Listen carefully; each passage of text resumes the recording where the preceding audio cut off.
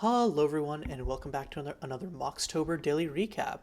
I'm Caillou, and on the podcast with me today are Ancestral of mtgdesign and MadOlaf from the Beacon of Creation community.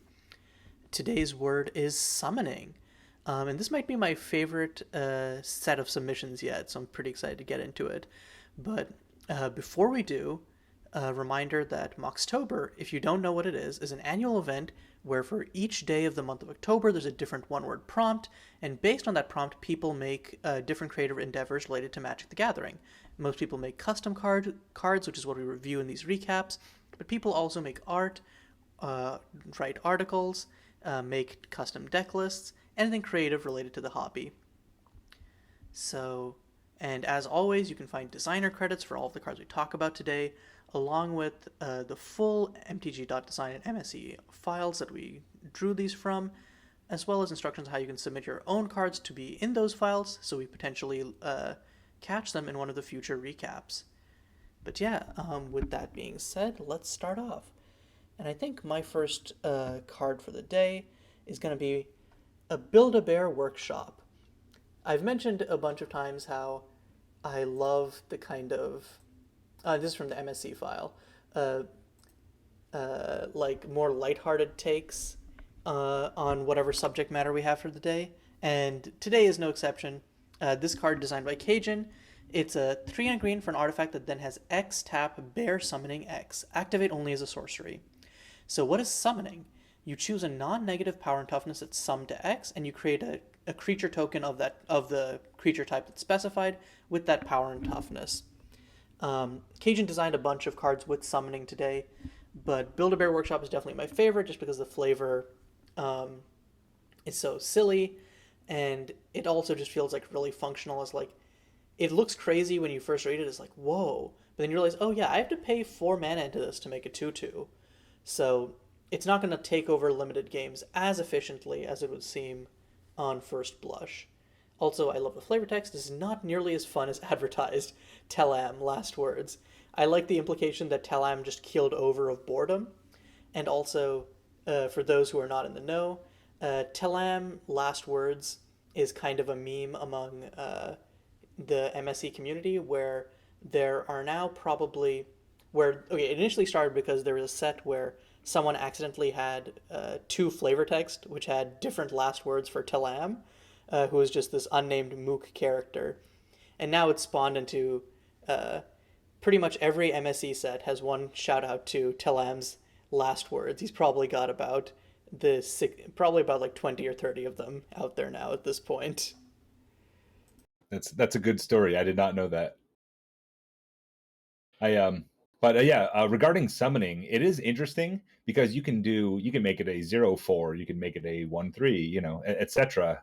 There's a lot of different options you can do with summoning as an ability. It's interesting. Yeah, I think it's probably well costed. As far as balance goes, doesn't seem too crazy here.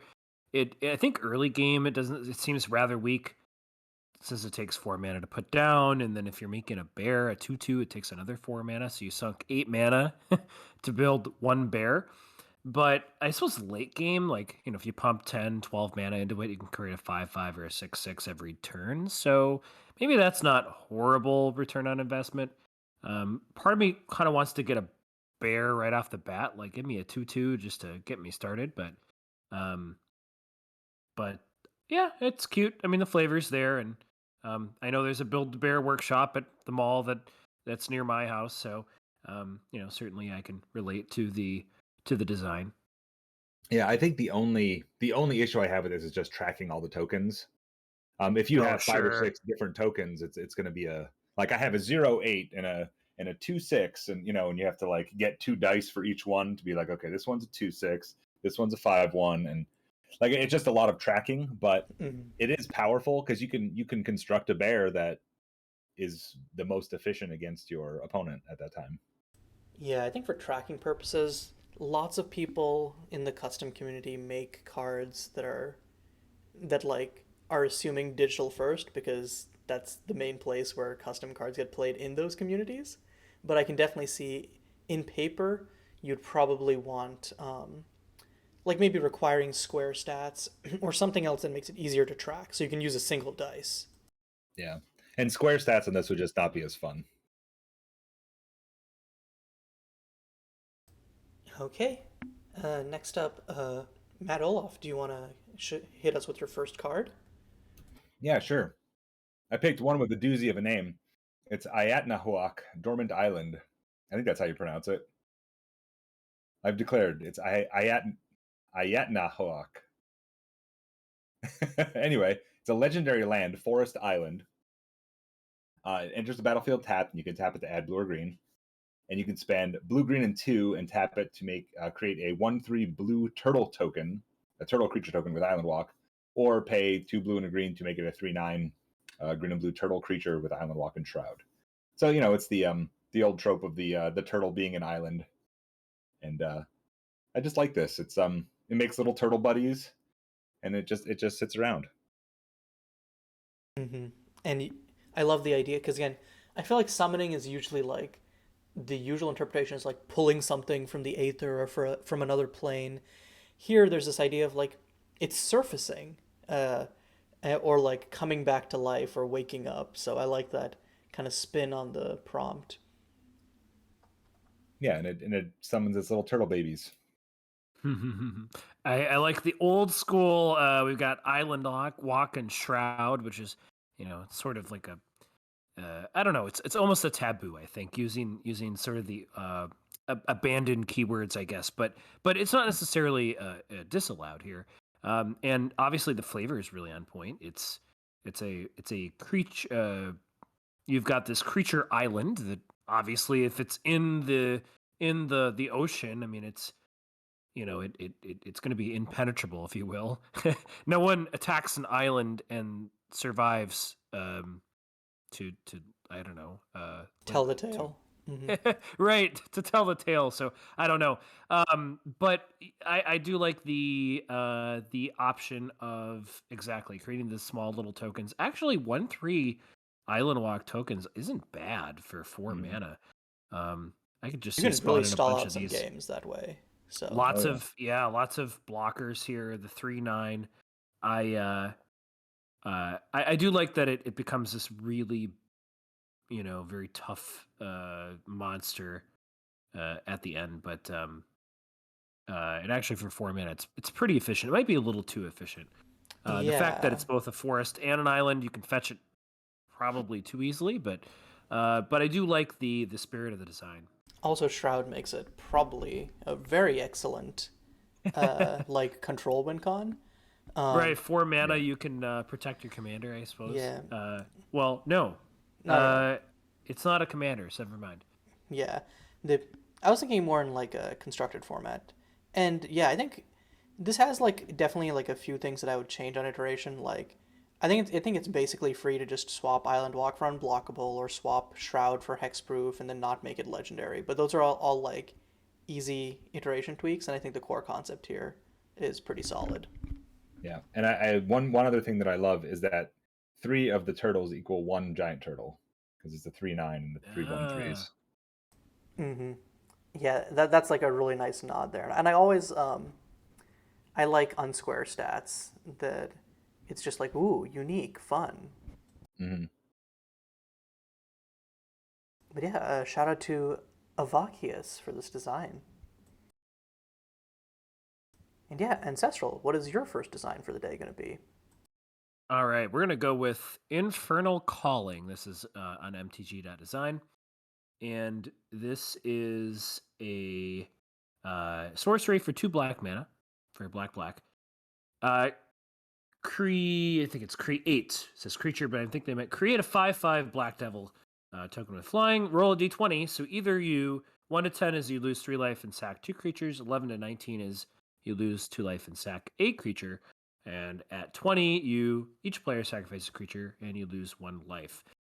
What's kind of interesting here, so with Adventures in the Forgotten Realms, we had the D20 rolling mechanic where you rolled a D20 and things happened. Usually there was a positive outcome, and then varying degrees of either positive or kind of like net zero outcomes. And there are a few cards at higher rarities that were a little bit more variable. I generally didn't mind rolling the die, and typically it was a matter of drawing 2 cards or drawing 3 cards. In this case though, and it fits very nicely with black, you're getting this pretty significant creature, and in this case it might be, I mean, a 5/5 on turn 2 theoretically is actually really strong, but it's at potentially a significant cost. Yeah, the cost on this is pretty scary. Like if I cast a creature on turn 1 and then cast a creature on and cast this on turn 2, I have a 50-50 shot of just having nothing on the board. 2 cards to lose 3 life and have nothing happen, It's scary. Mm-hmm. When I first read this, I read the first line and I was like, come again? 2 mana 5/5? What? But then I read onwards and I'm like, oh, this is a really well designed card. Because one of the things I didn't like about the dice rolling cards as much is that I felt like, okay, like I felt like there was like probably, ironically, like 50% of them were like well designed, where like it had similar modes across everything. And others of them I felt like sometimes there was less symmetry or less of like a, this is like you're always going to get this. And I like how here it's like you're always going to have to sacrifice at least one creature. So like there is going to be a cost. You can be guaranteed that. Now whether you're sacrificing 2 or 1, you should probably be prepared to sacrifice 2 just in case, but sometimes you might just get lucky.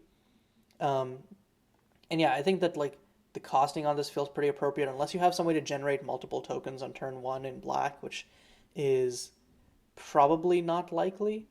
Um, it's gonna take until turn 3 to safely deploy this, and then if they have like removal or something, you can still hurt, you can like 2 for 1 yourself or whatever. So yeah, it's a very high ceiling, but also like requires a good amount of cost, which feels right for a pact. And I think the art also feels really nice here. You have there's the implication that this poor warlock in the corner is about to get absolutely decimated because it didn't draw that circle on the floor right or something. I like the playing with fire sort of feeling here, that kind of going above your head, right? There's the trope of accidentally summoning or not realizing that the thing you've summoned is a lot more scarier and a lot more powerful than you realized, and maybe not your ally. So I kind of like this whole idea of uh, unleashing the demon, and you might also have to sacrifice your own life. Yeah, it's definitely a flavor win for sure, and it could be quite powerful in the right situation. Okay, my next card is going to be Oneiroform from the MSC file. So, swooping over there. This is 1 green for an enchantment aura. I think this is probably supposed to be a sorcery, because I think there's probably a previous version that was an enchantment aura, but just reading it, it sounds more like a sorcery. So as an additional cost to cast this, you sacrifice a green creature, you search your library for a green creature card, reveal it, manifest it, then shuffle. I really like the concept of this as like, so it's like it's not it's like a tutor, but it also does some fun stuff where you can like trade in a mana dork for an actual like beater, Mm-hmm. and it's interesting because you trade vulnerability to removal before you even get to quote unquote cast it, to dodging hand attack in matchups where that actually matters. So, and I just I just like the flavor of it as well. It's just one of those effects where I look at it and I'm like, huh, this is just really simple, and I'm surprised something like this hasn't been done before, because of how manifesting still forces you to pay the costs unless you have some cheeky way to cheat flipping cards. Yeah, I'm a big fan of Manifest. I saw this card. This was actually on my list as well. I just thought it was a really cool ability. It feels like what's the name of that? There's like a green spell that like you said, creature, just search for a creature put on the battlefield. I don't remember what it's called. I'm old. Natural order. Natural order. That's the one. It feels like that, but this one you have to actually pay the cost. But you still get a 2/2 out of it, right? So even if they kill your 2/2, you sacked a 1/1, got a 2/2 out of your deck. and then potentially it's the game winning creature that you need, but depending on the mana cost. But it's really nice, and manifest on here is really really nice as well. I think from a gameplay standpoint, this is really it's always it's always a win to be able to cast a creature when you want to, and you don't have to worry about it getting discarded from your hand. And gosh, I don't think I've really played a whole lot of Magic when Manifest was in Standard, but I suppose it could still be countered, right? If you have it on the battlefield, if it's a Manifest creature. Well, it's turn it face up, not cast it, so they can't counter it. So even better. So basically, you don't have to worry about your creature getting the spell getting countered. You don't have to worry about it getting discarded. It's interesting, and the 2/2 will kind of get you there, right? So you could sort of prepare like a turn 5, 5 mana spell, and you've got a 2/2 as a blocker or early attacker. Yeah, it seems to be strong against blue, and like weaker against red, because red can just burn it quickly, but blue has to deal with it from your hand when you cast it. Mm-hmm. It's interesting because this almost feels like sort of a it is a tutor, and we've been evaluating it, but it's basically a pod effect in a weird way. It's a pod effect where you aren't like CMC capped in exchange for actually being able to actually having to cast it or like pay its casting cost, but you can do like some similar toolboxy things with this as just like, hey, here's my 1 mana pod, and I don't know, that might not be like relevant, but I could also see it being played somewhere where it's like, hey, I have this creature that can like recur 1 mana spells, and so I can use that to actually pod chain off. And obviously this is assuming like some sort of like custom environment where our normal pod enablers don't exist, like Vanifar or whatever. I could definitely see like this being part of an alternate pod chain in that similar vein. I wonder if this card needs to have the reveal it text on there, since with Manifest at the end of the game you do have to reveal it anyway. It feels more interesting if you don't reveal it, or I guess it's more powerful for sure by a long shot, because they don't know what you got. Yeah, I wonder if there's some reason that Provocative ended up putting that on there. But I definitely agree that the gameplay, you can be a lot more sneaky. Yeah. Because you have to prove that you got a green creature card, right? Right, but then you also have to do that at the... I guess, yeah, you have to do that at the end of the game, but then I guess the issue might be like if it gets mixed in with other stuff that you put face down, how do you prove that you manifested a green creature? Like if you end up manifesting other cards. Oh, I see what you mean. Yeah, that might be the reason. Yeah, it could be. I'll allow it. Okay, hit us with your next card, Olaf. All right, let me check my list here. Oh, the next one I chose is from the design files, the MSC design files, the Evoke. I really love this card. It is a callback to the Evoke mechanic from Lorwyn, where when you cast a creature spell, you can pay its Evoke cost and then sacrifice it. And that's all that this is. It's a red sorcery. It says put a creature card from your hand on the battlefield, then sacrifice that creature. So it just triggers any ETB effects, and then the creature goes away.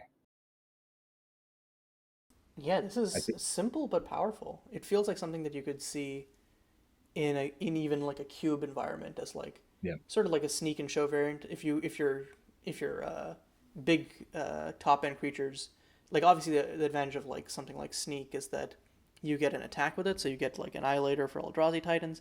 But if the ETBs are what are more important, you can just slap this down and grab a free 9 mana ETB or something.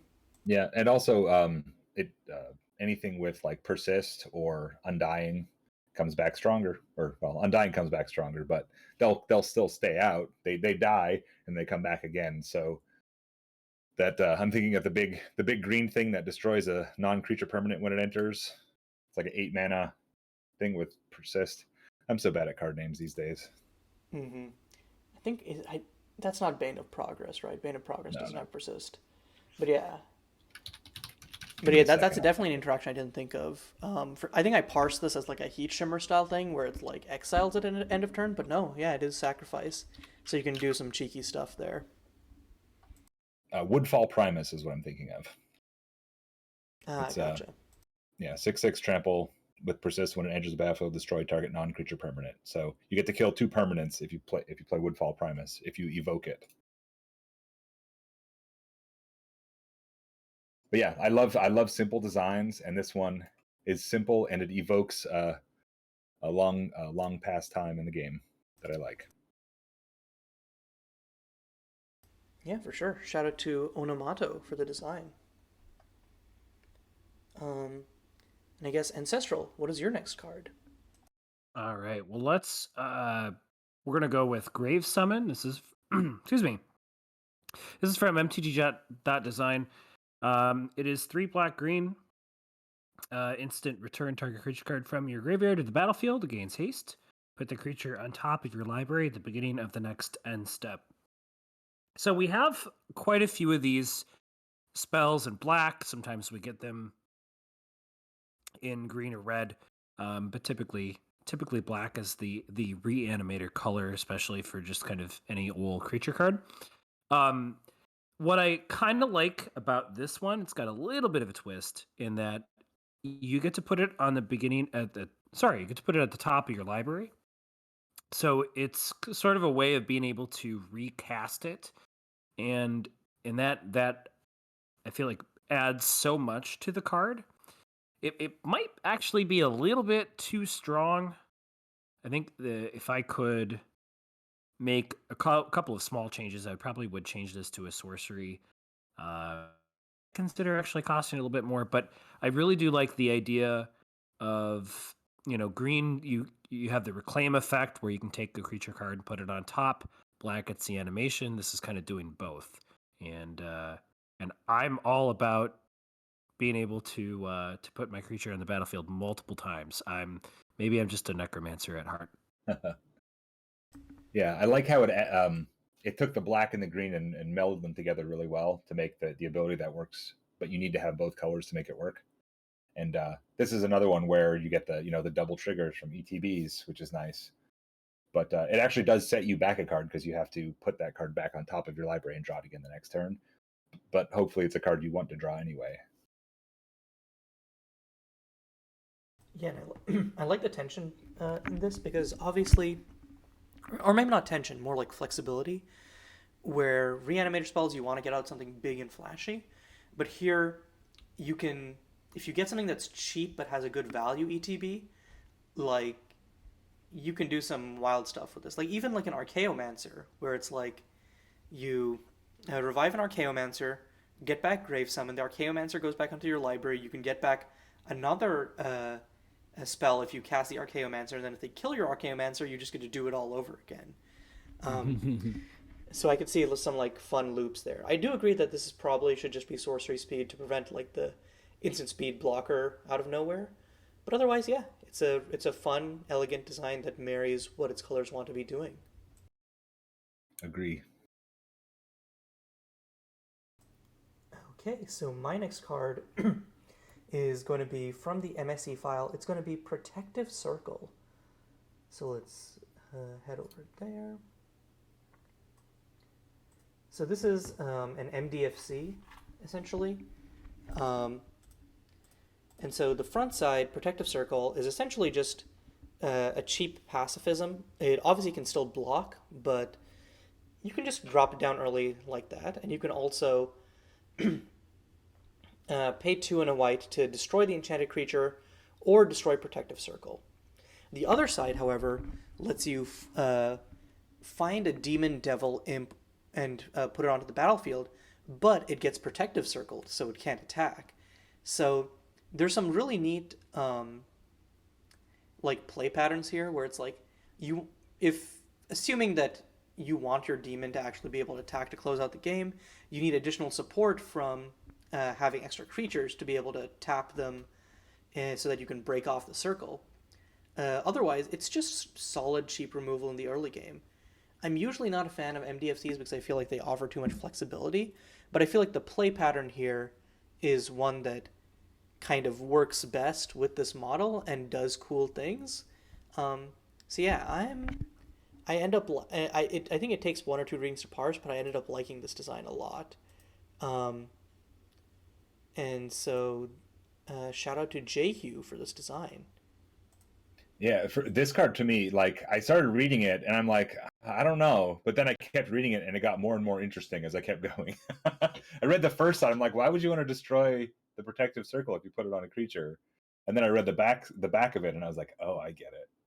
So you do have to be playing a black-white deck to have, or at least be able to make black and white mana in your deck to be able to have the thing you summon attack. But and this is another one of those cards where if you can just abuse ETB abilities, or just put this on it, like go grab a Gristlebrand, and then be like, hey, guess what? I drew my library. I don't care if you can't attack. But yeah, there's a lot of cool play patterns with this. I like it a lot. Yeah. I think the trick here is to probably I think the more interesting gameplay here is starting with the black side and then going to the white side. Obviously if you need to take care of if you need to take care of your opponent's big creature, then you can just kind of pacifism it, make it so it can't attack, and you can still destroy it, which is kind of cool. So yeah, there are definitely two different ways to play this. Either you're just limiting your opponent, or you're trying to sneak out your big old creature. So it is kind of interesting. It really makes you think on how you want to cast the card, which is probably exactly what modal DFC cards should be doing. Yeah, and one more thing about this as well is that this plays really interestingly in limited. Like you can pick this and just be like, oh, okay, I can just use this to put on an opponent's creature, like one of their scary creatures or whatever. But then if you find a cool demon later on in the draft, you're like, oh, okay, now I can summon this demon. It's yeah, it just I think it has an interesting pattern while you're drafting to, maybe look for something to grab with it, even if you grab it early to use it for the front side only. Yeah, for sure, because either way it's removal, but then it's also just a really solid build around. So it doesn't feel bad to pick early, but you can still get a lot of benefit out of it. Which honestly, maybe in that case, the front side should be costed a little higher, maybe just for symmetry, also 2 white like the back side. Um, but also there's like a sort of like interesting symmetry where like the front side costs 1 and the ability costs 3, while the back side costs 3 and the ability costs 1. But yeah, I don't know. I guess at uncommon it's probably fine. But yeah, that's all I have to say about this card. Next up, what is your next card, Olaf? All right, 1 second. Hold on 1 second. Find it here. It is Failed Evocation from the MSE file. It's an instant for 1 and a blue. Choose target creature or planeswalker spell. If the chosen spell becomes a permanent, it enters the battlefield as a 1/1 homunculus creature. So it is. It counters a spell. It counters a creature or planeswalker spell basically by just changing it into a homunculus instead for 2 mana. I just think it's a cool design. It's the same cost as like a Remove Soul, but it can hit planeswalkers, but it has a little bit of a downside where they do get something out of it.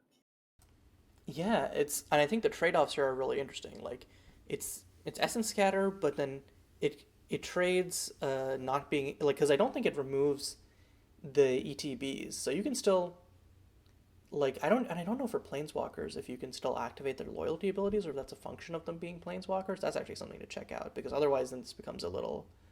You should probably say with no abilities, but yeah, you get to be able to hit planeswalkers and hit can't be countered spells in exchange for them getting a 1/1 regardless, which honestly can sometimes be really real if you're playing like hard control.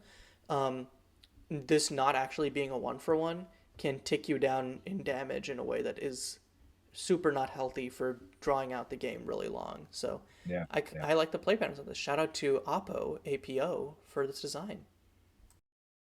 Yeah, not too much else to add. At first, I thought it just made the creature a 1/1 when it entered the battlefield, and everything else was the same. And I was like, I mean, maybe, but no. As you describe it here, I think you're right. It's basically just a boring vanilla 1/1 homunculus, and I think probably the interesting part is that it deals with planeswalkers that I don't know. For me, like a lot of planeswalkers, they cost 4 or 5 mana, and it what a feel bad, right? I mean, obviously it's the danger of casting big spells and playing against blue, but here I'm saving up all my mana. I've been curving out, trying to get to my Liliana, and nope, it's a 1/1 homunculus. So I do love the fact that they chose homunculus as the as a creature type. Like it just feels so much better than if it was just a 1/1 human or Yeah. a 1/1 beast or something like that. Mm-hmm. Yeah, the art on this really shows that off too. It's you're just happy to be there. Yeah, and one thing is, at least in like removal spells, WotC has been moving to kind of make them also hit planeswalkers in a lot of cases, especially like even limited focus removal spells. So I could definitely see this in the future where like they also apply that same logic to counter magic, and they just print an essence scatter, which also happens to hit planeswalkers, just as a way to like make, since planeswalkers are becoming more and more of like a staple threat in a way that artifacts and enchantments usually aren't. So like having your main deck removal and interaction also hit them makes a lot of sense. But yeah, ancestral. What is your next card going to be? All right. We're going to go with Scroll of the Ninth Dragon. This is from mtgdesign. It is a legendary artifact for 6. Whenever you cast a non-creature spell, you can pay 1 and a blue, and if you do, create Fei Long, which is a legendary 5/5 blue dragon spirit creature token with flying. So at first I was like, oh dear goodness, like pay 2 mana and just get a 5/5 flying creature every time? Boy, that's just crazy. But then I reread it and was like, nope, it's legendary, so you only get 1 of these. So basically think of it as a 1 blue and you can get it back. It which is still pretty decent, although it takes six mana to cast the artifact. So I actually think it's kind of cool. I think I like the idea of being able to sort of bring back the big old creature, and there's still a cost attached to it. You still have to do something to get it back. Yeah. Yeah, I think this is really cool, and I almost feel like I wish that it wasn't legendary.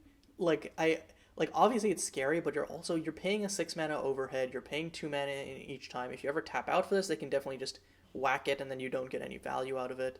Um, there's a similar card in a custom format I play, uh, from a set called Kutalia, which is called One with the Storm. It's 3 red, and whenever you cast an instant or sorcery, you make a 4/4 dragon with flying, and that is basically saying no play. And I think that it's very much that thing of like these days threats need to generate some value on ETB to be pretty strong, and obviously that's still like it's still a good card.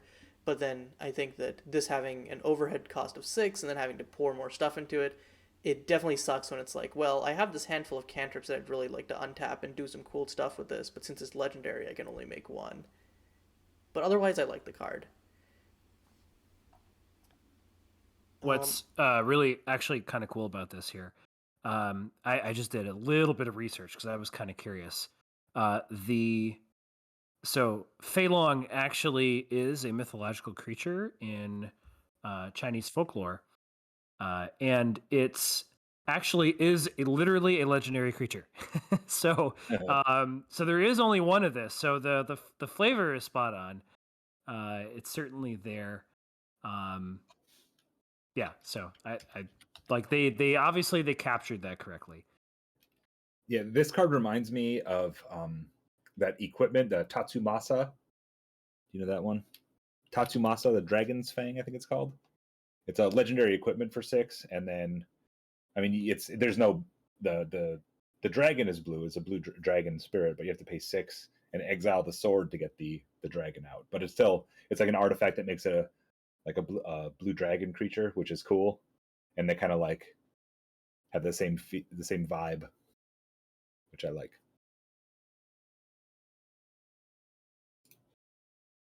Yeah, so shout out to Tzarl for this design. Okay. Oh wow, we're already back around to me. I'm gonna go to Summon Familiar from the mtg.design files.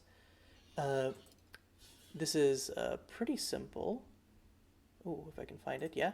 It's 2 and a white for an instant. Search your library for a white creature card with mana value 3 or less and put it onto the battlefield and shuffle. It gains at the beginning of the next end step. This creature's owner puts it on the top or bottom of their library. So this is, like, in terms of, like, I would like to play with this, this is probably one of up there cards. It's very powerful, very functional, but it does have some good restrictions on it. Obviously, if you have some good cheap creatures with ETBs, you windmill slam this, maybe take out a blocker, and then you can still put it on top to draw it back and do it all over again. But also, having it, like, you can still get a toolbox, but it still has to be mana value 3 or less, so you don't get like tempo positive with it. And I love just the feel of this card. I think it really feels like at least in like a JRPG summoning, like the main thing that it reminds me of, like in Final Fantasy, if you're summoning God, I forget the name of it, but basically like Final Fantasy style summons is what this feels like, and I really like the vibe it captures. And I think the gameplay, I think if you're probably putting this into a standard environment, maybe it would just be bottom it, but I think I like the idea of this being pushed just a little to make a toolboxy deck more viable. Sure, yeah, and in a white deck, it just makes a surprise blocker too sometimes, which is nice. It's funny how similar this actually is to the Grave Summon card we saw earlier. Obviously, this is just mono white. But the fact that it's instant, the fact that you can put it enters the battlefield, and then you can also recast it at a later time. It is certainly strong, and possibly a little too strong. I guess it might depend on the environment it's in, but Yeah, I I do think the like, best limiter of the yeah, it does power say white is, creature. yeah, like only being white creatures, I think, is like a very good limiter of power. As is, I think I see a lot of designers like kind of using power and mana value interchangeably on these types of designs, and it's like, no, that does scary Yeah. and bad stuff. So I think that Yeah. like capping it at white, making it mana value 3 or less, I think those are both things that definitely mitigate the power level. But I do agree, it's a very strong card, and I could see it in depending on the card pool around it being anywhere from like a solid role player to obnoxiously broken. So Yeah, the issue I have with this card is that it is the mana cost that you pay for it is exactly what you get. So this is any 3 mana creature in your deck for the same mana cost. Sure. So it's like I would feel better if it costs 4 to cast it, or if it got a creature with mana value 2 or less. Just because it's better rate than any of your creatures. From a fair, flavor standpoint, I almost want to change the name, because when I don't know, when I think of a familiar, I think of sort of like an otherworldly beast that's oftentimes like not like the wizard that's casting it. You know, whether it's like a bird that a human has, or it's like a wolf that a fighter has. I guess the whole point being that it probably is quite different from the caster. It has different abilities, and I don't know, maybe it should have different colors. So perhaps this is just a name tweak for me might do it. Oh yeah, and to Olaf's point, I think the thing is, it is any like 3 mana creature, but like, or any 3 mana white creature, but unless it has like an ETB, which is the whole worth of that 3 mana, you're still gonna go like tempo negative, because it's going to be, and even like technically card negative, because it's going to be put on top of your library. You don't get to like keep it. So I think that there's definitely an argument to be made for keeping this at mana value at CMC 3 or less. especially depending on the power band. If you're putting this in a format with Coco, for example, I think that it's probably going to be fine. If you're putting this in a standard environment, I could see like tweaking this a little bit, maybe making it one white white, or maybe making it solely on the bottom, stuff like that. Yeah. Yeah, because if you just get it for one turn, it's either going to be you're either putting it out to be a blocker or putting it out for the ETB effect or both. Or just or surprise blocker, and you get to if it's topped, you get to draw it next turn. So sort of like blocker plus weird vampiric tutor. But yeah, okay. What is your next card going to be? Okay, so I've the one I like is Harvester Widow. It's a this is from the design file, or magic.design, and it's a 2 white black for a fairy warlock with lifelink 3/2. When it dies, return another target creature card from your graveyard to your hand, and it has an ability Seance 1 white black, and you can pay 1 white black and exile it from your graveyard to create a token that's a copy of it, except it's a 1/1 spirit. So it's like a Eternalize, but it's a 1/1 spirit instead of a 4/4 zombie. Is what Seance is. Yeah, and I think At that first, go ahead. Oh, sure. At first, I thought this was extremely broken. I was just like, "Oh man, it's just gonna keep getting things back." And I was thinking like Revelark and uh, uh, what's it called? The Karmic Guide and like those sort of cards where you could just keep bouncing stuff back and yeah, just keep getting Harvester Widows back. But actually, no, it's not that broken because it's going to hand firstly, which is totally reasonable. And the Seance is just for this card, right? So it's you're only getting 1/1 back. So yeah, I think this is totally reasonable. Yeah. I just like the take on Eternalize, which is just it just makes a smaller token because you just want it for the ability anyway.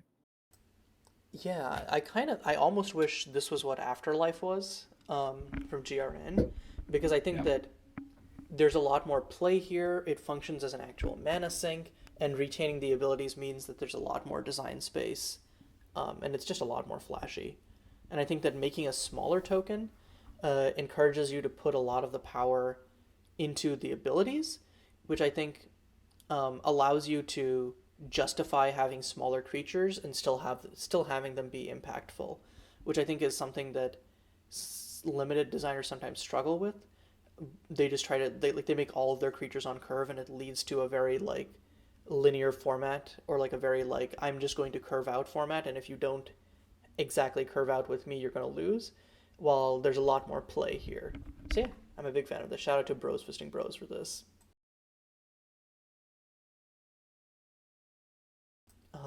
And unless anyone else has anything to say, Ancestral, what is your next card? Sure thing. So we'll talk about we'll talk about a card that has a very different take on summoning. Um, I don't know. The more I'm like thinking about this, I'm like, is this really a good design? But sometimes those are the best ones to discuss. So this is Sushi Bar. This is from mtg.design. One black green. It's an enchantment at the beginning of each opponent's upkeep. That player creates a food token, and you create a treasure token. And I don't know if this card is balanced at all, but I guess I like the idea of summoning something that's not creatures. In this case, summoning, I guess, food from creatures. I think it's got some kind of like murloc or something that it's cutting up, some sort of lizard folk, and people are just ready to have some sushi. But everyone gets. I think the flavor maybe is that you're the chef or the restaurant owner, and people are getting food and you're getting money. Yeah, that's a fun flavor. Also, I like the flavor text, which is boiled hippocamp. That'll be 20 schmeckles. Yeah, this design was also in my list. I'm kind of confused because I apparently don't have an image of this, despite it.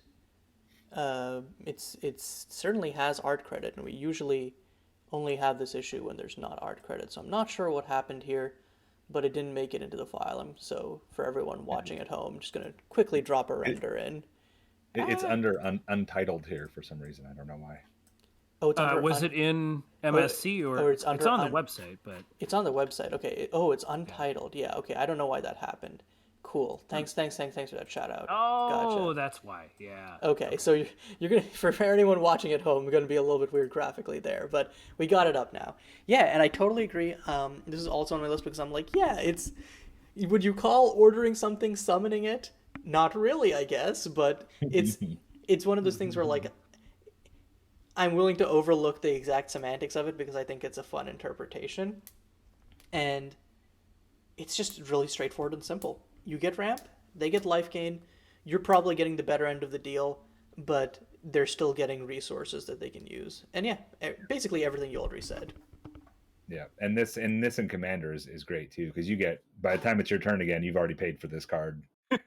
Treasures. I didn't think about multiplayer. This is probably insane in multiplayer, but also like, yeah, no, maybe this is just insane in multiplayer.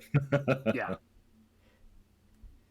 Yeah, I don't know how you would tweak that, or just release this in a product never intended for a multiplayer environment, but pretty much.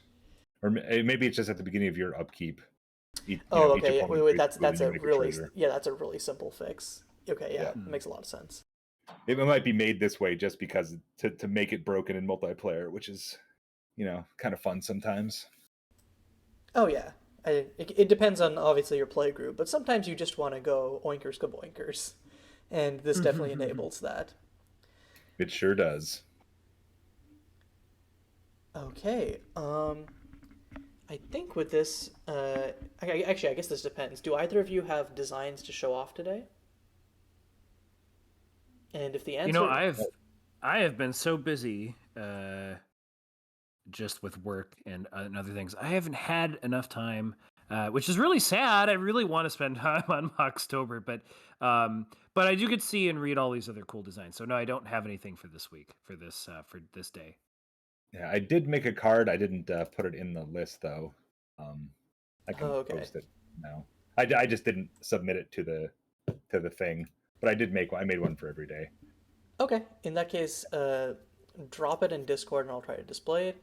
And in that case, this is going to be our last round, so pick your card wisely. And then at the end of this, Olaf will give you a little slot to talk about the card you designed for today. So okay. My last card for the day is going to be from the MSC file. It's Braids, Dementia Summoner. 1 black, legendary creature, human minion. You all know and love her. And unlike the counterparts, which kind of had like very specific things going on, this is kind of a jack of all trades, I think flavor first madness design. So you get Dementia attached at the beginning of each player's upkeep. They get a Dementia token, which steadily lowers their hand size. And then once they start discarding cards, you can force them to discard at random by paying red. And there's also the thing of has ward of pay 2 or a white and pay 2 life. So there's a lot of like little like flavor as mechanics things going on here, which is like discarding as a function of like we already know it as madness, but then dementia as like smaller hand size, which kind of to facilitate madness is like a really interesting flavors mechanics thing. I love the ward being like, because in contrast to the dementia, if you or like the madness or whatever in MTG flavor / parlance, white would be like clarity of thought here. Even though we've definitely had like white madness cards, like that one thing from Shadows over Innistrad, I forget the name, but this one specifically, it's presented in contrast to Braids. So if you can pay the white, you can actually get a discount on it.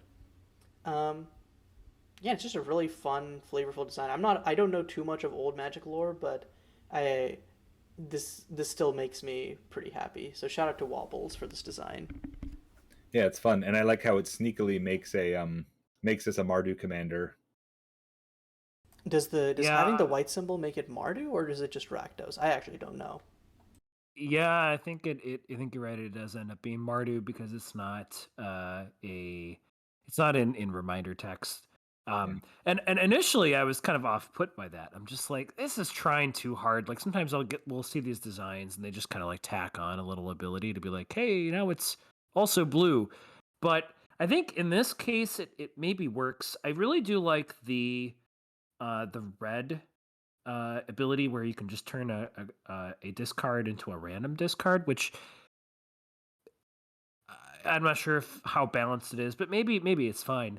But I like the idea that it sort of takes a typical thing you do and really turns it into I don't know, it kind of turns it into an extra little game. Yeah. Yeah, I like that a lot. Like, I would be happy playing Mind Rot. And just if I pay 1 extra red, maybe I get them to discard all their lands. That's so much fun. I think maybe the upkeep trigger might be a little strong. Just after about 5-6 turns, just people aren't going to have any hands left. I almost kind of want a way to mitigate or prevent curses. Like maybe it's that ward cost. Maybe there would be some sort of pay 5 life to not get a Dementia token. I don't know, but Yeah. but I do like the idea of the dimension tokens, or maybe the dimension tokens go away if Braids goes away, but I kind of I like feel that like that punishes design space. the person playing Braids as a commander a bit too much. I think that like in commander you're more likely than any other format to have like non-creature perm wipes, and if not, you're also likely to have the most insane mana generation of any other format. So dumping your hand is entirely within the realm of possibility.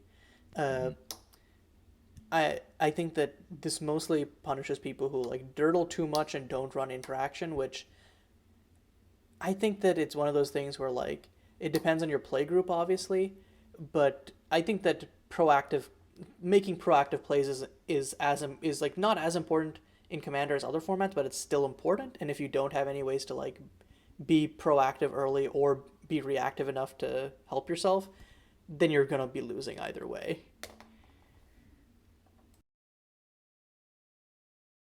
But yeah, I don't have anything else to say about this other than I think this is not the first card, but this is one of the first actual like cards that Wobbles has done this month, other than like articles and stuff, articles and tools that they've been making for Moxtober, and I'm a big fan of this one. Make more cards, Wobbles. They're cool as hell.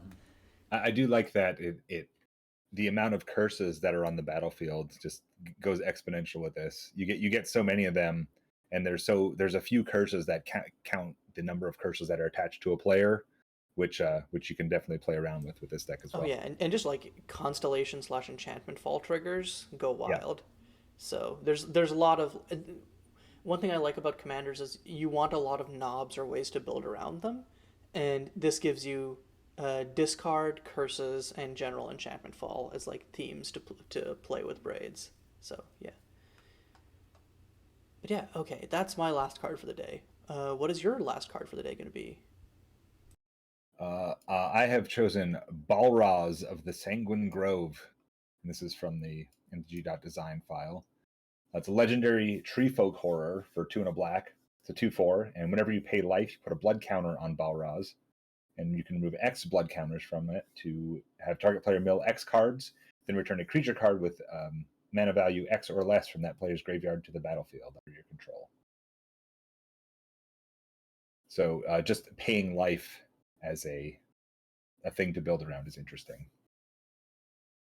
Yeah, and usually these types of things like encourage you like I forget what the name of it is, but there's like that ultra budget commander that ran like Celia Dark Angel or something where the idea was you just pay your life down super quickly and then like use that as a way to like enable effects that care about your life total being super low. Here the thing is less about like pump huge payments in and more about like make incremental payments to the tree. Yeah. And so I think that I like that it plays on an existing theme, but does so in a way that completely changes the dynamic of that deck. Yeah, I like the idea of, like you say, just doing these constant payments. It's sort of like, praying to a god or something like that. It's little bits here and there, and then maybe in the end, I'll be rewarded. And I think we also need more tree folk horrors. We have a distinct lack of tree folk horrors in Magic. Yeah, mono black tree folk are cool. They're cooler than the mono green tree folk for sure. That's my hot take for today. I mean, who knows? Maybe from the Lorwyn Shadowmoor Eventide remix that Juliet's doing might get some black tree folk from there. So we'll have to see. But yeah, Ancestral, what is your last card of the day going to be? Okay, this is a silver bordered card. This is from mtgdesign. It is Totem of Summoning. It is a 0 mana artifact. And change the text and type line of all non-aura permanents by replacing all instances of creature with summon. The same is true for cards not on the battlefield. Whenever a player casts a summon spell, you may feel old. This is a special ability. Action does not use the stack. Nice. Yeah, so I've been playing Magic since late 1994. And when I first opened my first packs of Revised and Fallen Empires in 4th edition, yeah, they said summon on them. So, I guess I feel old. You really are old. You've been playing Magic for longer than I've been alive, dog. Yeah. What? I'm in the same boat. My first set was Antiquities, and that was like March or so of 94. Y'all ancient. Yeah. Now you understand why I can't remember card names. I'm just old. You know what? Fair play, fair play. Reminds me of Old Fogey. So that was a card from Unhinged, and then I guess it made an appearance in Unsanctioned. So it was a summon dinosaur, and then it had a whole bunch of just really like outdated names for mechanics and bands with dinosaurs and protection from homerids. So, anyways, I think I love these subtle nods to the past, and I really love that it was a 0 mana artifact because it really does nothing. Yeah, it does take up a card slot in your deck, though. Yeah. And I love that feeling old doesn't use the stack. Yeah, it reminds me of a loading ready run episode where they ask if there's a response, and the response is I feel sad. Like, okay, well, your sadness resolves first. And so, anyways, this is great. Yeah, this is cheeky fun, and I think it's one of those things where like it's not a silver border design that I would like in a silver border set, but it's a silver border design that I appreciate existing and knowing about. So big ups to ALiteralOnion for this design. Yeah, it's great. Okay. And while I'm getting your design into the file, Olaf, start talking about it. Tell us what made you design this for summoning. Well, some of these I did phone in, to be fair. So I thought of a summoning circle as a thing, like this. Like I imagine just a bunch of druids like around. I did want to give this a cumulative upkeep to start with, but like it would be cumulative upkeep of 1, and then it costs creature spells you cast cost 1 less for each age counter on this, because the power would build and build. But then I'm like, I just make it simple. I'll just make it cost green. Have all your creature spells cost green less to cast. Nice and easy. Yeah, this probably does like some funky stuff with like what is that one card that's glimpse of nature? Is that glimpse of nature? Yeah, no. Glimpse of Nature, yeah. Yeah. And and I think this is actually a card that I'd be interested in, because I think in Constructed they're like, depending on the format, it's either like unplayable or like kind of breaks like a deck in half, or makes a deck in half, at least for elves. I think in Limited, having something that like makes you build around this would be really cool, because it's like it's less guaranteed that you get the pieces, but it's so much more fun when you're like, cool, creature storm time. Yeah. It reminds me a lot of like what they tried to do with the Modern Horizons green red. Yeah. Oh yeah, they have that a Narcomancer from there. That is like this plus red. Yep. This might break Magic. So Wizards typically builds in, and I think it's intentional now. They build in safeguards against being able to cheat out creatures too effectively. And actually, maybe a good example of this is it's from the most recent set from Innistrad Midnight Hunt. It is a Search Party Captain, which is 3 and a white. It costs 1 less to cast for each creature. And the idea being it always has to cost at least 1 because it's got 1 white mana pip in it. Right. Not to say that Wizards doesn't ever deviate from that. I think with Convoke, you can basically cast creatures for free, but there's still a cost. You got to tap a creature. So yeah, basically, right. You have a lot of these super cheap creature spells with just 1 or 2 green mana pips in them, and you can just play creatures for free, especially if you have a couple of these summoning circles. Yeah. But I do like the idea, and I think it fits in green.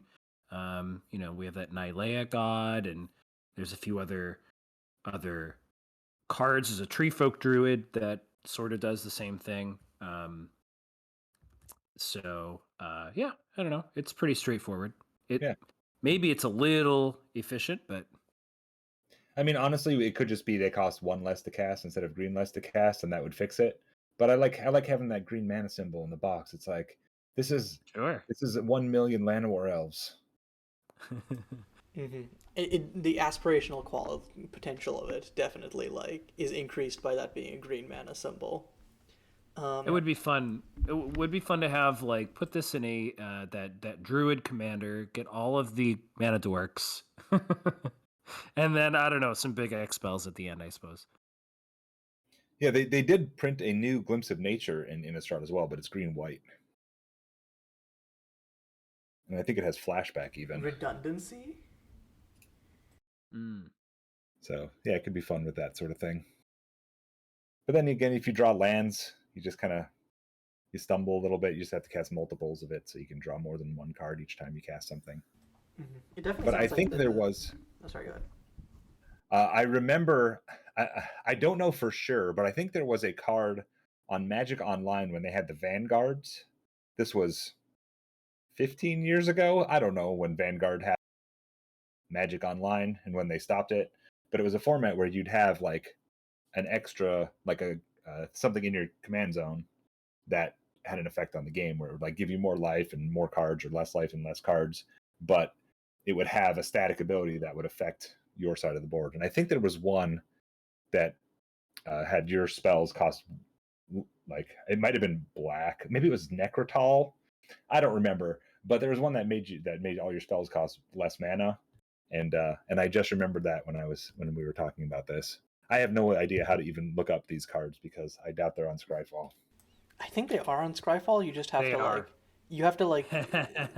I think if you search them normally, they don't come up. You have to there's a filter that you have to undo. But I don't. Vanguard. I get a bunch of Vanguard cards there. Okay. Yeah. Is it Necrotol? Oh yeah. Avatar Necrotol. Your starting hand size is reduced by 1. Your starting life total is reduced by 4. Creature spells you cast cost black less to cast. Ooh. This effect reduces only amount of colored mana you pay. So yeah, there we go. Honestly, Vanguard cards were like the proto commander cards. Yeah, I kind of want someone to do Moxtober Vanguards next year. That would be a lot of fun. There we go. Or just one card each. Or you could even do a draft set which is emulates the style of a commander draft, but instead you draft Vanguards. I could see that being a fun thing for a specific limited environment. Maybe Mono White Border will be up for the challenge here. I still have some of these old the oversized Vanguard cards just floating around somewhere. Those were a lot of fun. Oh yeah, they were huge. Yes. Okay, but okay, we've clearly stopped talking about the card itself. So, thanks everyone for watching once again. And if you're looking for the designer credits on any of the cards we talked about today, you can find those in the description, along with the full mtg.design and MSC files, and instructions on how you can submit your cards to those files to be considered for these recaps. Thanks, Ancestral and MadOlaf, for joining me. Double thanks, Ancestral, for setting up the submission process and downloads for mtg.design. And shout out to Cajun for setting up the submission process through LackeyBot to the MSC file. Without both of y'all, we would not be able to do daily recaps. So big ups there. And other than that, I don't think I have much to say. Thanks for watching, y'all. See you tomorrow.